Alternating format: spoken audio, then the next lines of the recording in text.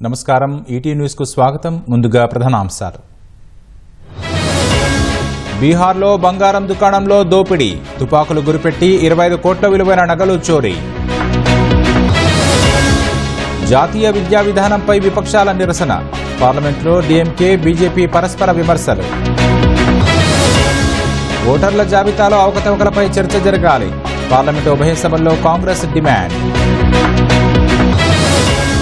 Railways bill 2024కు రాజ్యసభ ఆమోదం, railway బోర్డుకు మరింత స్వతంత్రత. రణ్యారావుకు 14 రోజుల జ్యుడిషియల్ కస్టడీ, విచారణలో వేధించారన్న కన్నడ నటి. పొగాకు మద్యం ప్రకటనలు వద్దు, ఐపీఎల్ యాజమాన్యానికి కేంద్రం ఆదేశాలు. ఎయిర్ ఇండియా విమానానికి బాంబు బెదిరింపు, తిరిగి ముంబైలోని అత్యవసర ల్యాండింగ్. ట్రంప్ సుంకాలతో పెరగనున్న ద్రవ్యోల్బణం, అమెరికాలో ఆర్థిక మాంద్యం భయాలు.